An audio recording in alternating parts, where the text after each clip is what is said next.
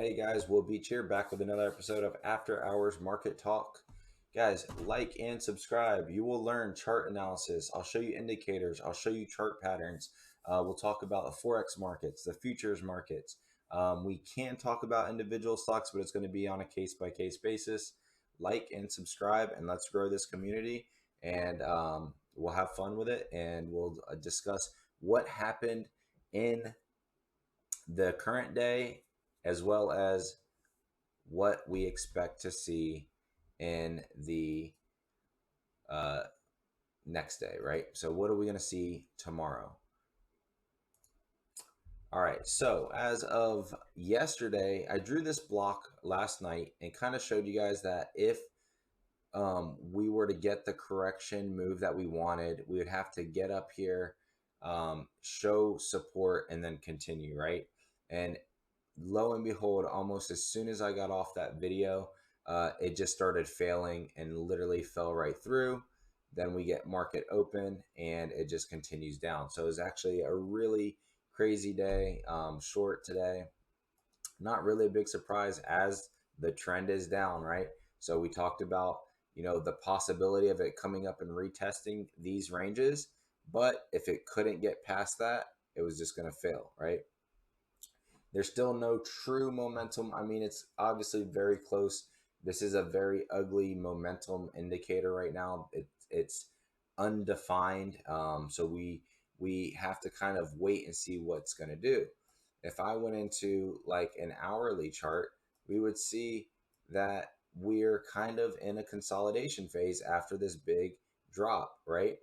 We had the corrective move because as we consolidated off the down move, we started gaining traction to the upside. However, there was no support to hold that. You could play these because it is big moves, but we're waiting for the retest and the continuation. That's what we want to see. Here we have, failed, but we didn't regain the momentum to the downside. So the plus to that is that we're kind of in this consolidation range. Anyone who is looking at the markets right now, this is a dangerous play because you can reject and keep falling.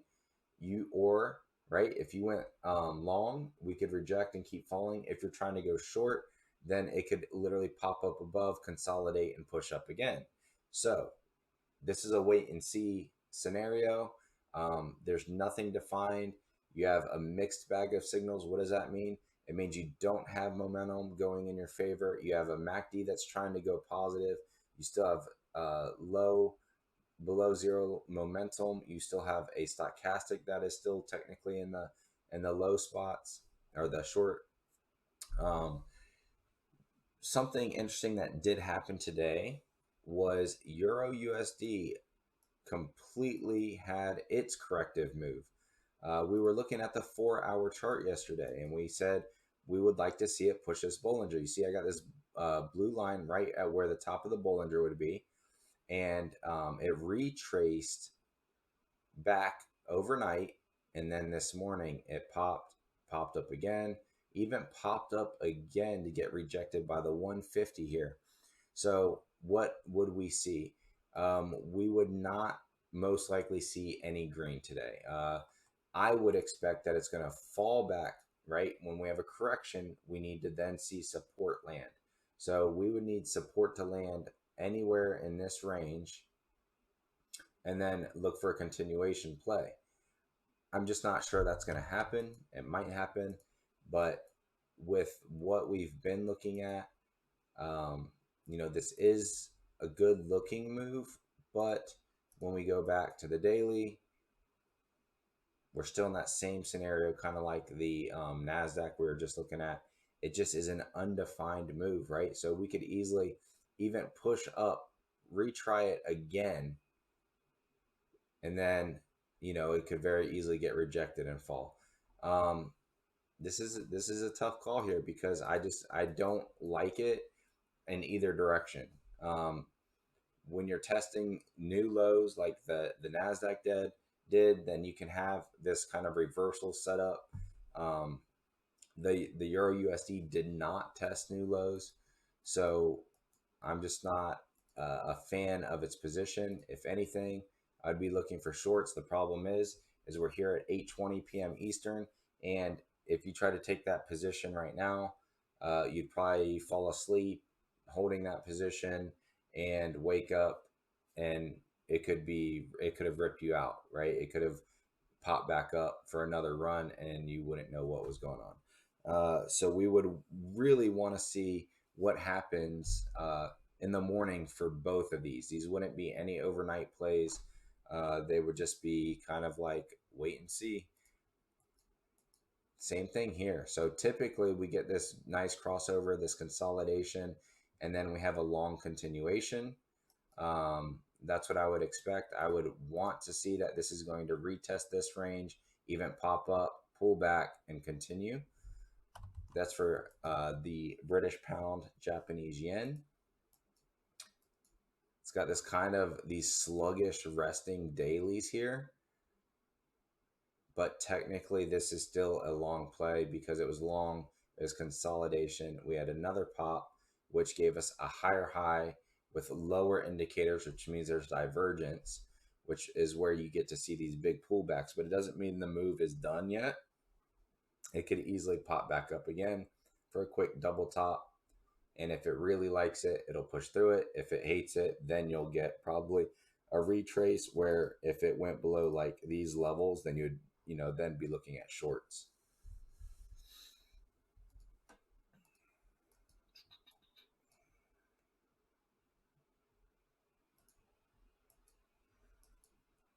Here's the Dow. Same stuff that we're seeing across the board. I usually tend to only look at Nasdaq. They're all, S&P, Dow. They're all pretty much following each other. So in this case, I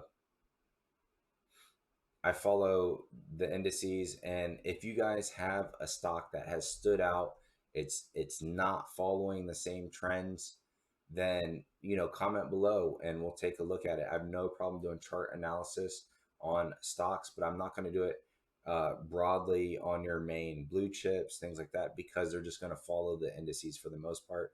We're going to see Apple and Tesla and all those just kind of follow along with the indices. So as long as we're tracking, the Nasdaq and S&P and things like that, then we're going to have a good indication of what's coming next. I did want to show you guys something because when I'm doing analysis, I also want to try and teach you guys something. So the things to be aware of is why people can get stuck in trading like options contracts or things like that with your blue chips is half the time the move doesn't happen during trading hours because the indices run all night long. So you open up to something totally different than what you closed at. So what does that look like? So if I were to get my signals here on Apple to short it, then I would have had a great day, right? And even here, it would look good, and here it would look good, right? But what's happening, my point is this: if you didn't catch this move, then you really don't know where to buy or sell, because by day two of this trend, you're opening up almost in the same range that it closes in. You see that? How would you know to short or go long when this is all you're seeing? And then look what happens. It goes down in after hours, right? And look what you wake up to. Basically no move. So the point I'm getting at is you can get in trouble with these because the moves are happening in pre-market or after hours. And even though you might be right in what you're thinking, that day might not give you what you're looking for. So if you went short right in this range, it actually continued long almost for the rest of the day, probably getting you scared out of your position just to give it to you in the after hours and pre-market of the following day.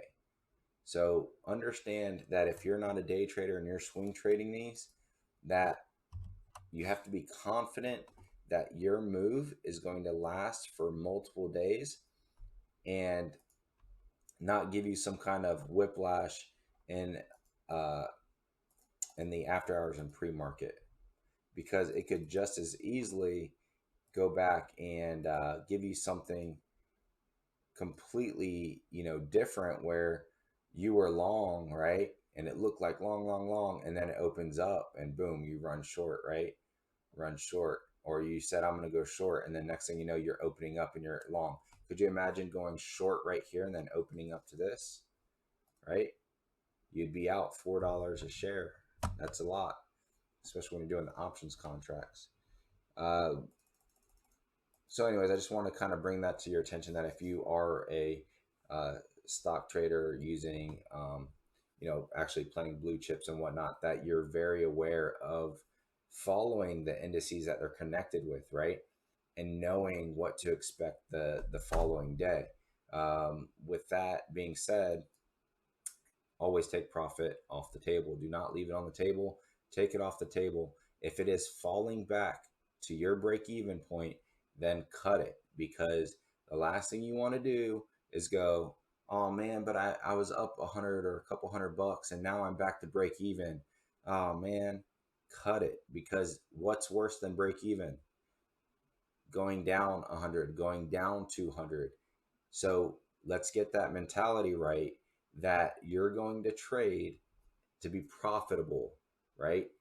You're going to trade to be profitable, which means you start taking the greed off the table, and you're happy with these moves, and you take the money while it's there, and you're not so obscured or emotional that if you went green and you start going the wrong direction, that you need to cut it. If you start drawing down from the beginning, you have to know, where is that mark that enough is enough, right? If you never went green, where is the mark for enough is enough? I can show you guys some strategies. I'll do that in some more videos every day. Again, I'm going to be teaching chart analysis as well as doing an analysis of what happened today and what is perceived to happen in the coming days, right? Or the next day. And every day we'll just kind of touch on different concepts. If you comment below on a specific topic, I have no problem covering that topic. I'm here to help everyone grow. I want this community to grow. So I'm here for you guys. That's all I have really for today. Again, you can see we're up 64 points in the after hours, and this is kind of consolidation. We're still green on the MACD, but we're just not positive here, and we're kind of rolling over here. So, we might get a couple touch and goes up 150 points up to these levels, right? And they're going to retest. If it fails, we go lower. If it doesn't fail, we start consolidating and pushing back up towards this 50. So we're watching these moves. These are consolidation moves right now, right? They're touching a little bit lower lows, but they're not running to lower lows like big time. Like this was 11